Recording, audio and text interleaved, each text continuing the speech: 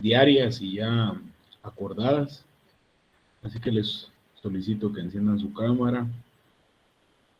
Y como es de costumbre, vamos a empezar haciendo un repaso, un recordatorio de lo visto la clase anterior.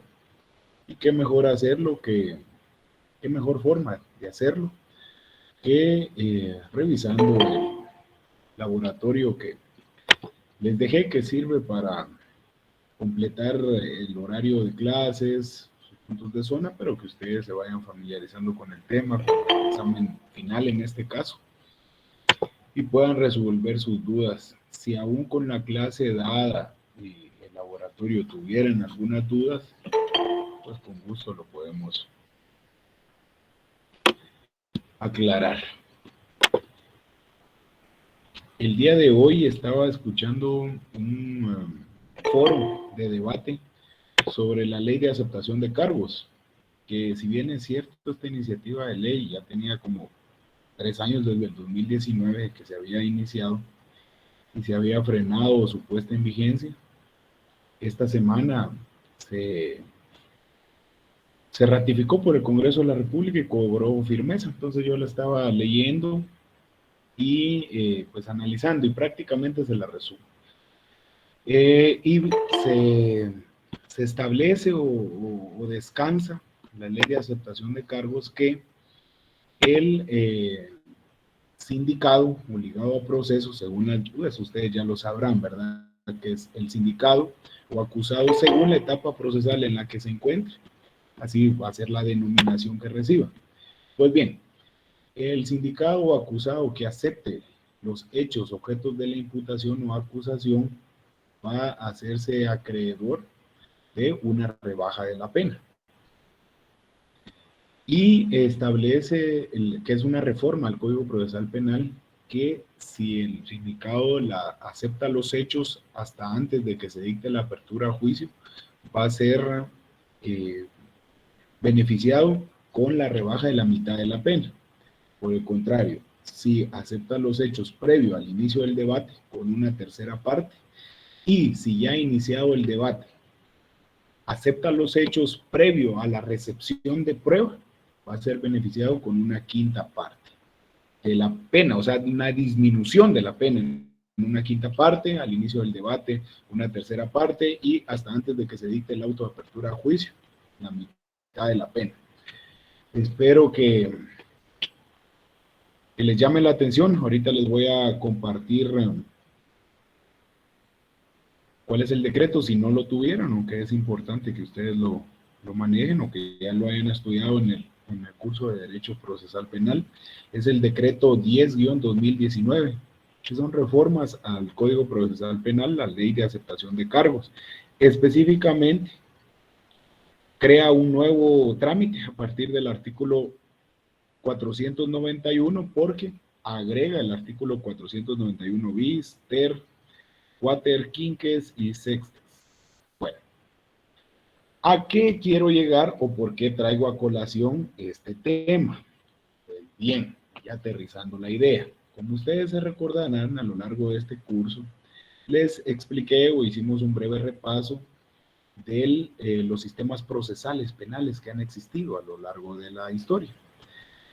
El derecho o el sistema procesal inquisitivo y el sistema procesal acusatorio. Si bien es cierto, en la Edad Media la Inquisición era pues más marcada, tratos crueles, inhumanos, tortura, etcétera.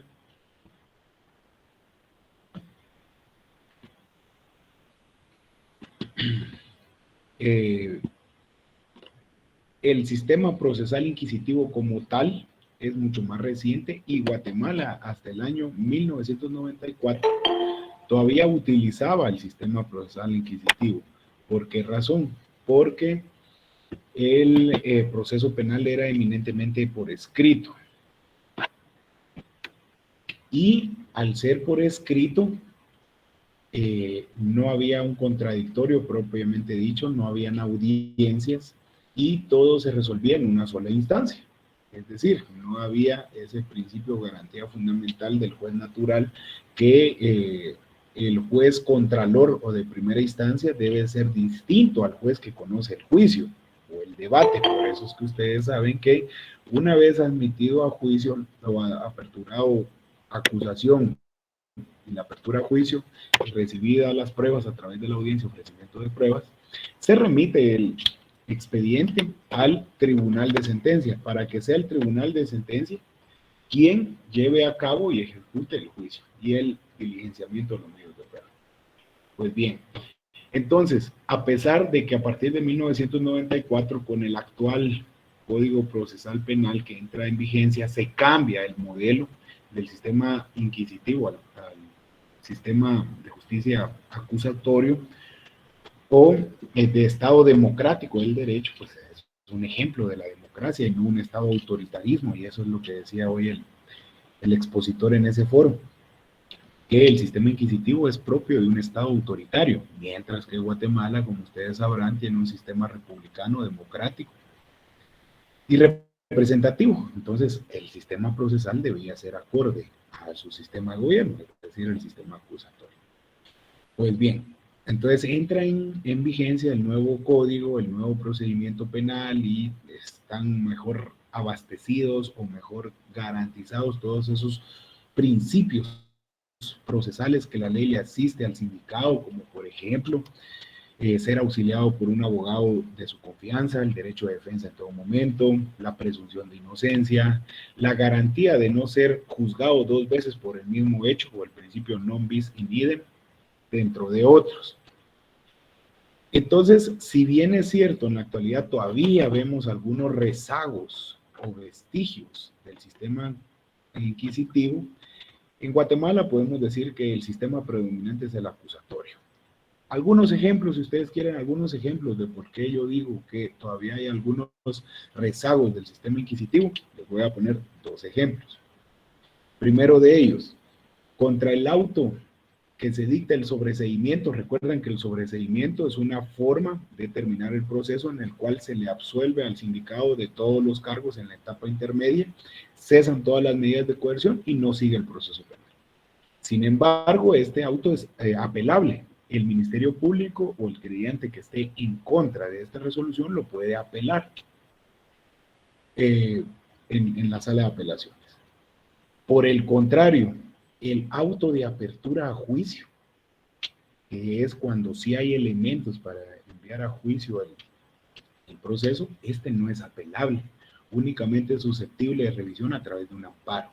Veamos pues cómo hay ese conflicto de intereses y por qué razón no se da esa igualdad procesal. ¿Por qué la resolución que es en favor del sindicado sí es apelable, pero la que es en contra del sindicado no? Eso solo por ponerles un ejemplo. Y ya para finalizar, y ahorita voy a terminar mi idea, con esta nueva entrada en vigencia de la Ley de Aceptación de Cargos y reformas al Código Procesal Penal, y se los dejo a ustedes, a su criterio y a su análisis, estamos regresando a una etapa inquisitiva. ¿Por qué razón? ¿Qué les dije yo que era la prueba fundamental en el proceso inquisitivo o en la Inquisición? La confesión. Entonces había que buscar y lograr la confesión del sindicado como diera lugar. Entonces, el hecho de que la persona acepte los cargos que se le imputan, prácticamente está confesando, está declarándose culpable. Riñe también con el principio de presunción de inocencia y la prohibición de declarar contra sí mismo. Entonces, si les preguntan, ¿me pueden dar un ejemplo de nociones inquisitivas dentro del actual proceso penal guatemalteco? Ahí tienen un ejemplo más. La aceptación de cargos, ese procedimiento que, si bien es cierto, beneficia al sindicado, pero está renunciando a ser juzgado por un tribunal de sentencia y que la prueba sea la que reproduzca la verdad histórica, que es el objetivo del proceso penal, artículo 5, y por el contrario, la sola confesión de él está haciendo las veces de todo el debate. Si bien es cierto, sirve para descongestionar el sistema de justicia, combatir la mora judicial, etcétera. Es cierto, se está combatiendo esto, pero quien está pagando los platos rotos, como así decimos en Guatemala, es el sindicado. Entonces se los dejo ahí en el tintero hoy que estamos hablando en esta última unidad de de criminología crítica, esto es lo que hace un criminólogo, debate las leyes actuales, la lleva a un debate, a un intercambio, un contradictorio de opiniones, y estén las personas que estén a favor y otras en contra, pero bueno. Esto es un ejemplo más de securitización, y para que ustedes también tengan presente, refresquemos esas ideas. Pues bien, eso era lo que tenía a bien compartir con ustedes previo a iniciar con la clase de hoy. Yo creo que ya ingresaron todos, ya omití a los compañeros que hacían falta, vemos 50 personas conectadas.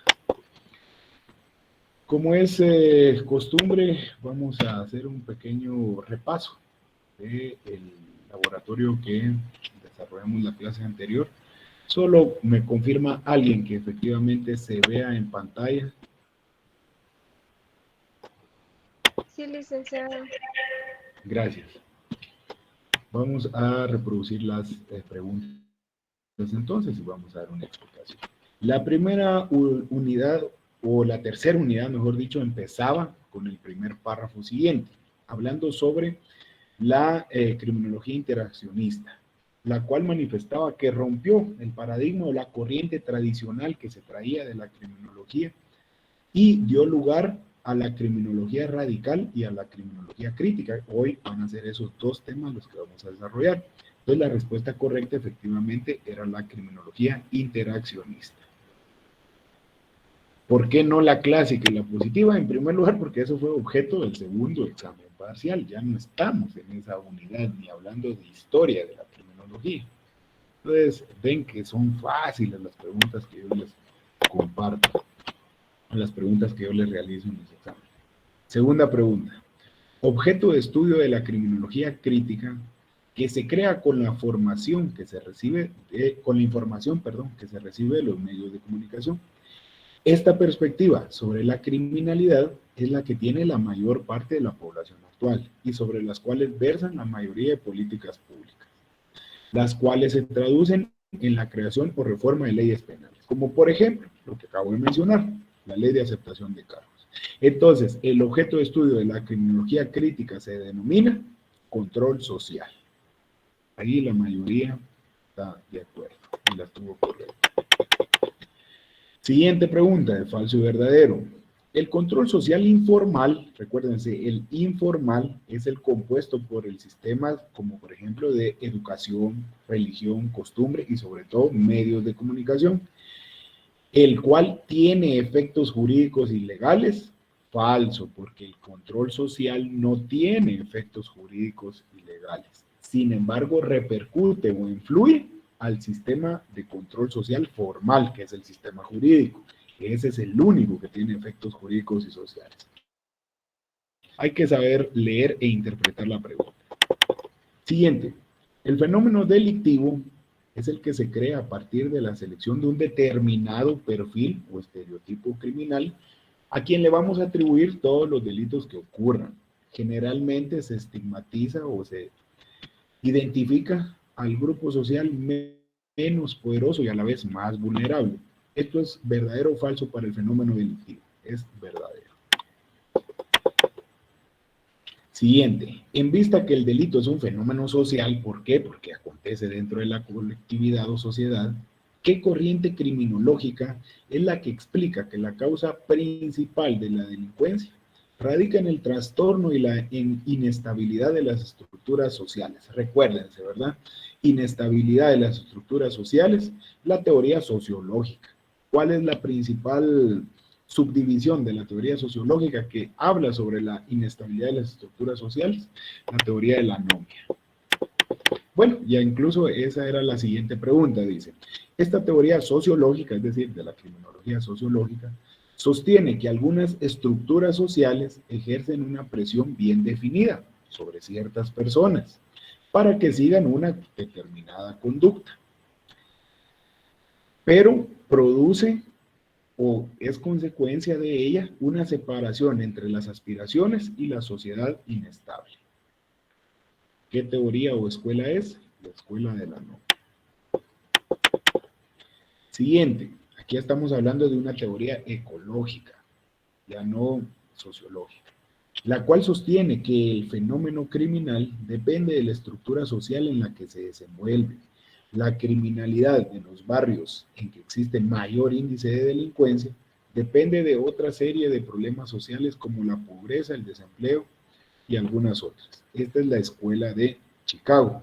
Y en esa oportunidad, el día miércoles, se me olvidó comentarles un ejemplo a ustedes de la escuela de Chicago, que al final no fue un ejemplo, no es un ejemplo, es un experimento que se realizó, en la cual este experimento para demostrar la escuela de Chicago consistía en lo siguiente: en abandonar un vehículo en dos barrios completamente diferentes, lógicamente de Estados Unidos. El primero de ellos, un vecindario de primera clase, donde viven personas con mucho dinero, artistas, científicos, personas famosas, y el vehículo en perfectas condiciones, abandonado. Transcurrió una semana, 2 semanas, y el vehículo seguía estando en las mismas condiciones. Por el contrario, el otro lado del experimento se correspondía o se trataba de dejar el mismo vehículo en perfectas condiciones, pero en un vecindario pues con mucha delincuencia, pobre, ¿verdad? Con precariedad, donde existía venta de drogas y consumo, alcoholismo, etc. Y el fenómeno aquí, el hecho que demostraron es que este vehículo en perfecto estado, nuevo, cerrado, ¿verdad? Con los vidrios arriba, etcétera, en pocos días fue objeto de la delincuencia del lugar. Entonces, se le quebraron los vidrios, le robaron lo que podían, el radio, etcétera, y eso demostraba pues que el entorno en el cual se daban las condiciones era muy característico, o nos explicaba cómo ocurría para el resto de la delincuencia y cómo operaban los delincuentes en este tema. Pero lo más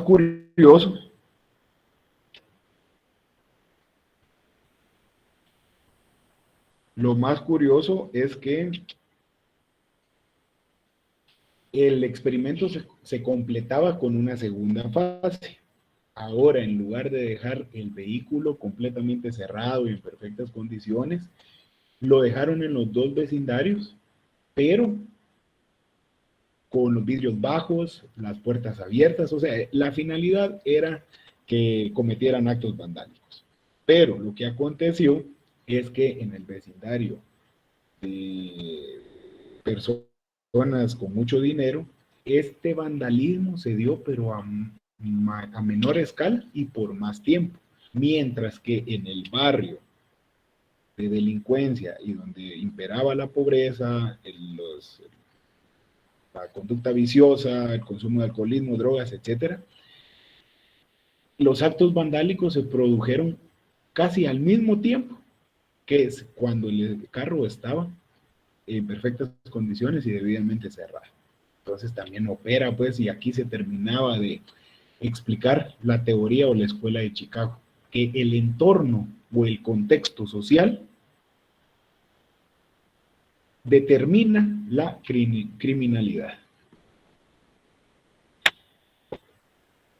Y finalmente, la última pregunta de nuestro laboratorio era la siguiente: ¿qué teoría sociológica se centra en los procesos de criminalización como una conexión sistemática entre los símbolos institucionales que conllevan una teoría de rotulación?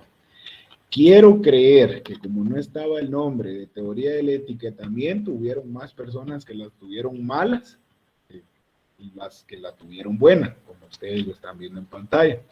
Solo hubieron 25 estudiantes que se dieron la tarea de leer los otros nombres con los que se conoce a la teoría del etiquetamiento. Y uno de esos nombres es teoría de la reacción social, o en inglés, labeling approach. Entonces, compañeros, independientemente si hubieran leído o no los otros nombres, con la simple lectura de la definición dice símbolos institucionales que conllevan una rotulación. Ustedes tal vez esperaban que la pregunta dijera que conlleva un etiquetamiento. Pero bueno, entonces ya les expliqué que obedece o corresponde a la escuela de la redacción social o la escuela del etiquetamiento, teoría del etiquetamiento, que es lo mismo. ¿Cómo vamos hasta el momento? ¿Tienen ustedes alguna duda?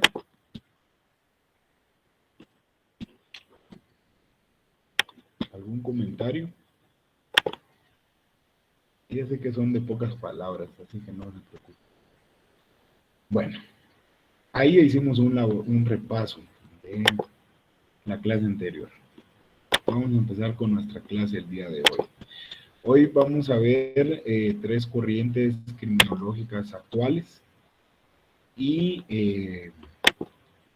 si me hicieran a elegir con cuál se queda de las 3, yo diría que con la criminología crítica. Las 3 que estamos estudiando, pero mantiene un criterio mucho más desmesurado, por así decirlo, un criterio neutro, que no es tan radical, no se va a los polos, y mientras que la otra, pues, las otras 2, tanto la criminología radical como la criminología mediática, sí son más extremistas, por así decirlo. Desarrollémoslas, pues. La primera de ellas, criminología radical. Relativamente nueva, porque en los años en el siglo pasado, en la década de los 60 y 70, es decir, 1960 y 1970, adquirió un gran auge esta nueva corriente criminológica, principalmente por las aportaciones de la Escuela de la Criminología de Berkeley y el famoso partido político de las Panteras Negras. ¿Se recuerdan que en la primera o segunda clase de criminología les mencioné este nombre? De Martin Luther King, perdón, que incluso hasta hay un feriado o asueto en Estados Unidos en el cual se conmemora a este, más que político, fue un defensor de los derechos de la sociedad o de las personas afroamericanas o afrodescendientes. Pero también a él se le suman como Malcolm X, otro gran personaje, escribió mucho sobre la defensa de los derechos, y Huey Newton, los cuales lucharon contra la segregación racial o el racismo en Estados Unidos, el servicio militar forzoso, y esto tuvo una gran importancia o repercusión en la criminología crítica de Estados Unidos como tal. Entonces nunca olviden a estos personajes como defensa de los derechos de la comunidad afrodescendiente.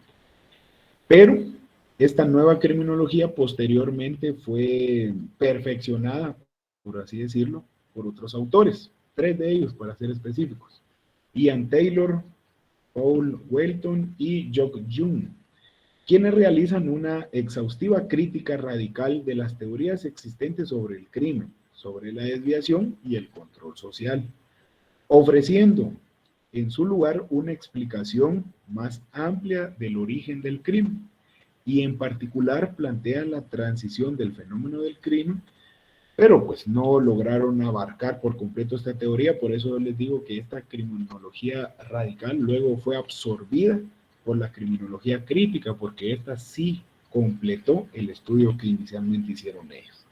Pues bien, expliquemos qué fue lo que cada uno de ellos expuso o cómo la concebían cada uno de ellos.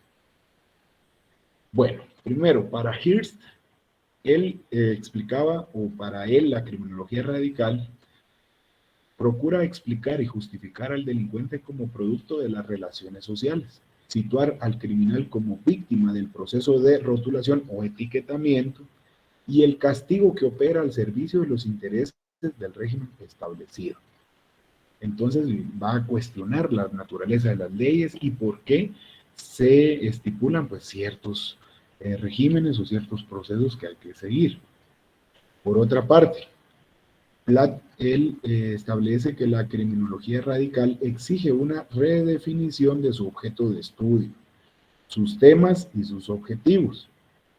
Pero una perspectiva radical define el delito como una violación de derechos humanos definidos políticamente, como por ejemplo derechos humanos consagrados en las constituciones, la mayoría de ellas que refieren derechos humanos fundamentales, y por eso se le conoce como constitución política, porque establece la estructura y organización básica del Estado, además de los derechos humanos reconocidos al rango constitucional. La solución del crimen para él reside en la transformación revolucionaria de la sociedad y en la eliminación de los sistemas económicos y políticos de explotación. Tiende entonces al comunismo, ¿verdad? O al socialismo como una forma de eliminar los crímenes, porque ya no va a haber propiedad privada, y si ya no hay propiedad privada, ya no van a haber objetos de delitos, ¿verdad? Para, contra el patrimonio, y que muchos de ellos después desencadenan en delitos contra la vida. Finalmente, para nuestros últimos tres autores, Taylor, Welton y Young, la criminología radical debe ser e ir más allá que la mera recolección de nuevos datos empíricos o que se sometan a prueba y error. Y por el contrario, debe de ir a la construcción de teorías que den sentido a los cambios de la estructura social, a la ley y al delito. Entonces, para ellos, la tarea que quedó pendiente de desarrollar fue crear un análisis con fundamento empírico que señale la vía de salida de la desigualdad, lo cual produzca una sociedad más justa y humana. Luego de la criminología radical, como les digo, en el año 1970, no hace mucho de nuestra época, 50 años, surge después, aproximadamente a finales de la década de 1980 y principios de 1990, la criminología crítica. Por muchos autores, la mayoría de ellos que ahorita vamos a ver todavía están vivos, para ellos es considerada la nueva criminología o la criminología contemporánea, la de la actualidad, que tuvo como antecedente la criminología radical, ya nos dimos cuenta de eso, pero que es más mesurada, como yo les decía, es más calmada en el sentido que no critica tanto. Y por el contrario, realiza una crítica, pero más allá de la segregación racial, a actos de actualidad, de crimen organizado transnacional, como por ejemplo, corrupción, narcotráfico, terrorismo internacional, femicidio, etc.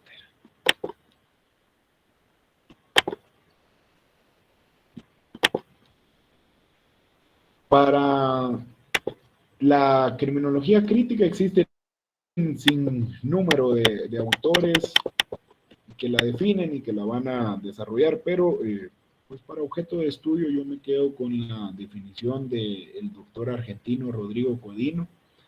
Él expone en su libro Criminología, que son más de 600 hojas, que para él la criminología crítica no es solo exprimir y explicar lo que desarrollamos en la primera unidad, que la criminología es ciencia, porque tiene un método de estudio, porque tiene un objeto bien definido, porque tiene una metodología.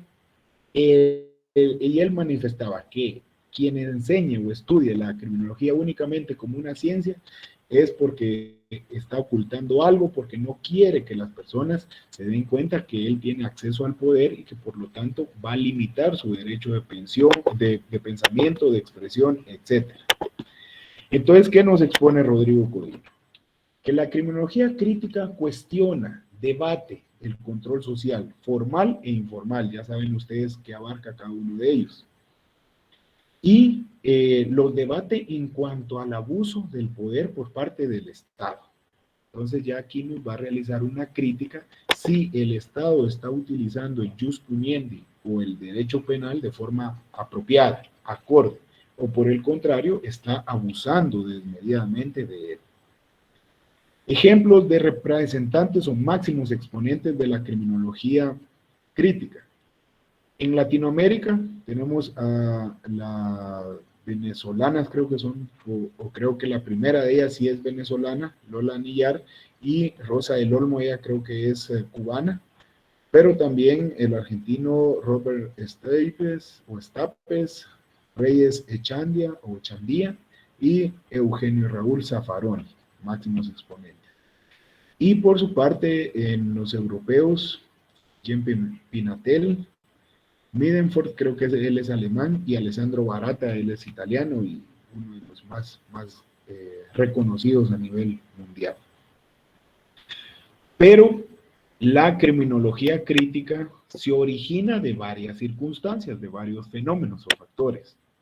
¿Cuáles son? Miremos cuáles son de forma detenida. Primero, del hecho de haberse dado cuenta o haberse percatado, a partir de los nuevos estudios criminológicos, que el Estado y sus instrumentos, entre ellos el derecho como un instrumento o una característica del Estado, se recuerdan los elementos del Estado, tenemos la población, territorio, la soberanía, pero el sistema jurídico es uno de ellos, y específicamente hablando del derecho penal, está en mayor parte o en mucho orientados a proteger intereses, pero de ciertos grupos que se centran en el poder. Cuando yo digo con acceso al poder, me estoy refiriendo a que son gobernantes o a que tienen cierta cuota de soberanía, pues por pertenecer al organismo legislativo, ejecutivo o judicial. Entonces viene y hace una crítica a esto. ¿Por qué el derecho penal va orientado a cierto grupo de personas y por qué no opera para todos en igual? Un ejemplo de eso, no sé si se recordarán, hace como 2 años creo que fue, que en un caso mediático todavía estaba la CICIG, me recuerdo yo, que el caso mediático consistía en la evasión de impuestos, pero por grandes empresas y sociedades de Guatemala, y que todas pertenecían al CACIF. ¿Cuál fue la sanción o la pena que le impuso el juez? Un criterio de oportunidad, mientras que hay otros casos mediáticos que todavía están esperando sentencia y están guardando prisión preventiva. Entonces, un criterio de oportunidad, pagar lo defraudado y una disculpa pública ante los medios de comunicación. ¿Creen ustedes que fue un acceso al poder de forma igualitaria para estas personas que pues, tienen mucho poder económico, igual que para el resto de la población? Se los dejo a su análisis. Otra de las razones, se dieron cuenta que las definiciones de actos delictivos o de delitos eran de forma convencional y parcial. Eran de forma convencional y parcial para criminalizar conductas que pueden ser neutras mediante un acto político que es la ley.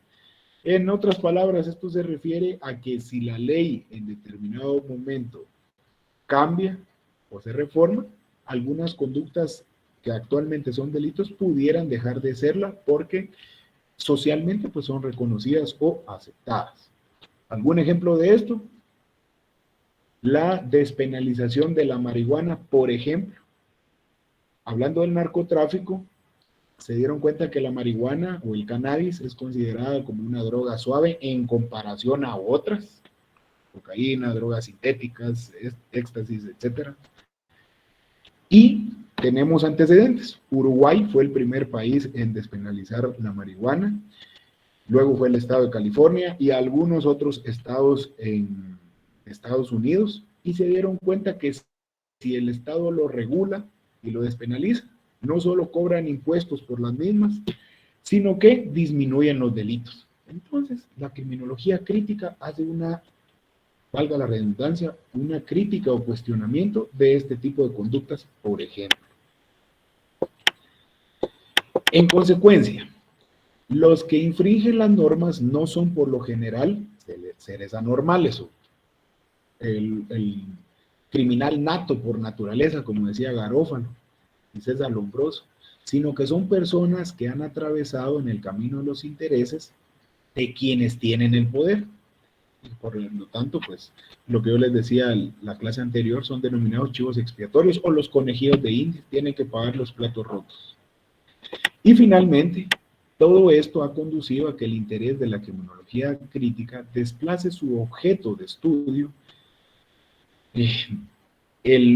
por una parte, del hombre delincuente y las causas y factores criminógenos, es decir, este es el objeto de estudio de la criminología como ciencia en general, el hombre delincuente y las causas del crimen.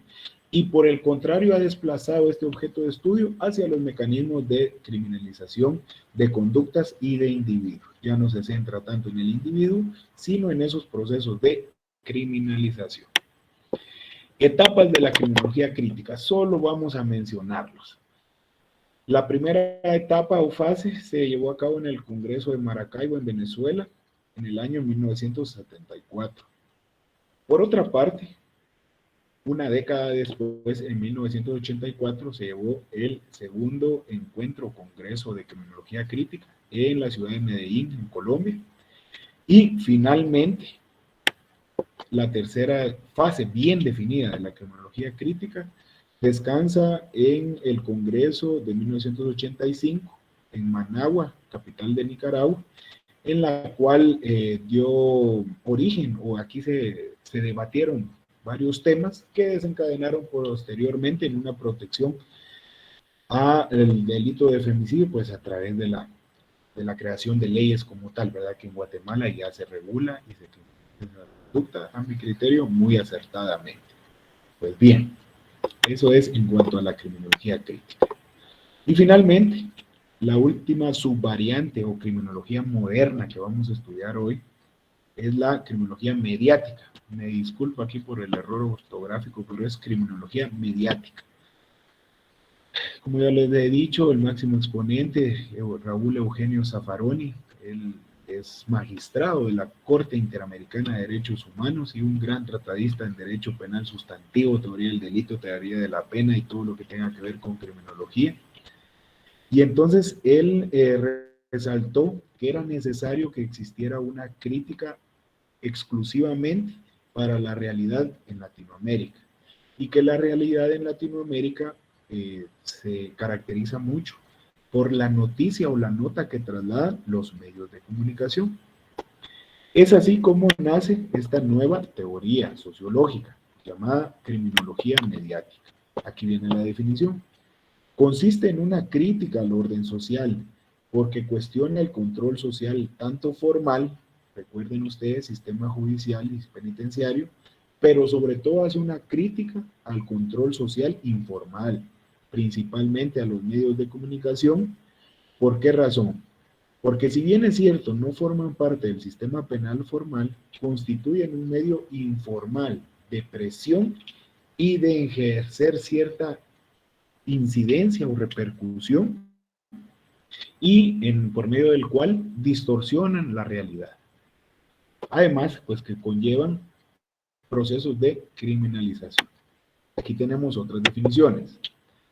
La criminología mediática crea una realidad para las personas normales o decentes y otra para los delincuentes que los identifica a través de estereotipos y prejuicios como criminales. Sujetos diferentes, anormales, peligrosos, los chivos expiatorios a los que hay que criminalizar y eliminar. No eliminar en el sentido de eliminar físicamente y matarlos, no, pero sí eliminarlos del ámbito social a través de las prisiones o de la prisión prolongada, la prisión preventiva como pena anticipada, etc. La cuestión es que se encuentren guardando prisión y privados de su libertad en consecuencia. Finalmente, la criminología mediática siempre va a apelar a la creación de una realidad diferente a través de información, pero ojo, lo más peligroso de esta es que los medios de comunicación muchas veces llevan una subinformación o desinformación en el peor de los casos, es decir, tergiversan la realidad, la cambian y la mueven o modifican de acuerdo a su conveniencia, creando así prejuicios, creencias y basada en la etiología criminal simplista. Raúl Eugenio Zaffaroni le dice la causalidad mágica o que todo pasa por una cuestión mágica. Y vamos a aclarar que lo mágico no es la venganza, sino la especial idea de la causalidad que se usa para canalizarla en contra de determinados grupos humanos. La tesis de Girard es lo que los denomina como chivos expiatorios. Y después él utiliza mucho esta idea. ¿A qué se refiere Zaffaroni cuando dice chivos expiatorios? Se refiere al sujeto vulnerable, no solo al joven de barrio pobre que se encuentra en habitual vagancia, por ejemplo, sino toda aquella persona que no sea blanco, que no tenga un estatus social reconocido, que por el simple hecho de ser de una raza, de un sexo diferente pues al normal o a un comportamiento distinto, ya se considera vulnerable. En consecuencia, los chivos expiatorios podrán ser los migrantes, los terroristas, narcotraficantes, la clase baja de un país, las que viven en miseria, las pandillas, etcétera, pero esto va a depender de las personas que tengan el poder o que controlen el poder punitivo. Ellos van a marcar la política pública y la estrategia que nos va a decir, que nos va a bombardear a través de los medios de comunicación, quiénes son los chivos expiatorios. Finalmente, otro autor, este es chileno, Pacori, él nos establece otra definición de criminología mediática, pues para salir un poco de Zaffaroni, ¿verdad? Y escuchar otras ideas. Él expone y difunde que la criminología mediática, difunde una realidad envuelta en un toque retorcido de venganza, creando una sociedad caótica o de caos, de inseguridad ciudadana, mostrando una defectuosa actuación estatal en su lucha contra el crimen. Significa entonces que la criminología mediática se vale de los medios de comunicación para difundir, y esparcir una realidad que transmite inseguridad y violencia en la población. Y como la misma es reiterada una y otra vez, pues de forma constante, disminuye la capacidad en el receptor de cuestionar o debatir si es cierto o no, y por lo tanto lo termina aceptando sin siquiera cuestionar. Así también él expone que la criminología mediática sostiene la idea que la única solución para los problemas de violencia es actuar reforzando el sistema punitivo, incrementando las sanciones o las penas, tipificando nuevas conductas, es decir, creando nuevos delitos, ya que erróneamente existe la creencia que el derecho penal es la solución para todos los males. Aquí en Guatemala tenemos un excesivo marcaje de nuevos tipos penales en donde a mi criterio muchas veces de ellos se pueden solucionar de forma administrativa. ¿Quieren un ejemplo de ello? Por ejemplo, el Código de Migración, que si bien es cierto, primero establece sanciones de carácter administrativo, ahí se regulan determinadas conductas que llevan una pena porque son calificadas como delitos, y por eso cuando ustedes estudien las leyes penales especiales, van a ver el Código de Migración o la Ley General de Migración. ¿Por qué razón? Porque regula conductas que en principio no debieran ser delitos y que se podrían sancionar a través de una multa de carácter administrativo. Finalmente, el objetivo de la criminología mediática radica en el hecho que mientras más se le presente al público la noticia criminal, más se le oculta el afán y la necesidad de protegerlo. El jus puniendi cada vez le reduce más su libertad e invade más sus derechos, contraveniendo así el mandato de intervención mínima o última ratio del derecho penal. Espero que hayan escuchado esto en alguna ocasión, la famosa última ratio del derecho penal. ¿Qué nos establece la última ratio del derecho penal? Que el derecho penal es la última instancia. Si podemos solucionar un conflicto, un problema, a través de mecanismos alternos para solucionar esos conflictos, o por otro mecanismo, como por ejemplo el derecho administrativo y las sanciones de carácter administrativo, no vamos a llevar ese conflicto al ámbito penal. Eso es la última ratio del derecho penal. Espero que les guste ese tema, que puedan profundizar. Así también existe la última ratio de la prisión, en donde nos establece que la prisión preventiva va a ser la última instancia. Siempre que se permita, se va a sustituir por medidas que permitan la libertad del sindicado. Cuando ustedes hagan una exposición o un alegato como abogados defensores, solicitando al juez que en lugar de dictar auto de prisión preventiva, dicte un auto de medida sustitutiva, más allá de fundamentarse en el artículo 262, 263 y 264 del Código Procesal Penal, que establece los peligros procesales de fuga, o peligro de fuga y peligro de obstaculización en la averiguación de la verdad, expónganle también la última ratio de la prisión preventiva y del derecho penal. Bueno, y eso les acabo de resumir el siguiente párrafo que teníamos acá, que por el contrario, la criminología mediática no pretende o no persigue la última ratio del derecho penal, al contrario, la criminología mediática pretende que la prisión preventiva sea la regla general y no sea la excepción, y por lo tanto, o en consecuencia, que no se deje libre a ningún individuo peligroso o proclive a delinquir, y por el contrario, todos se encuentren privados de su libertad, guardando prisión preventiva. Bien, terminamos ahí el día de hoy. Ya solo nos queda el último tema del curso, que es la política criminal o política criminológica. Les pregunto si tienen alguna duda o comentario que quisieran hacer en relación a la clase de hoy. Este es el momento. Todo está claro. Licenciado, una pregunta. Entonces, actualmente se lleva la corriente que usted nos indicaba esta final, la mediática es la que se usa aquí en Latinoamérica y la crítica es la que se usa fuera de países así latinoamericanos, ¿no? No precisamente, Martín, porque hay autores que siguen desarrollando tanto la criminología mediática como la criminología crítica. Yo les diría que las dos son actuales y las dos están en constante uso y movimiento. Lo que pasa es que son teorías diferentes, que van encaminadas o que todas se refieren al control social, que es nuestro objeto de estudio en esta unidad, el control social, pero son subdivisiones del estudio del control social. La criminología mediática sí es más marcada, hace un cuestionamiento más definido, individualizado en contra de los medios de comunicación, mientras que la criminología crítica pues guarda su espacio y hace un cuestionamiento, pero de carácter más teórico, por así decirlo.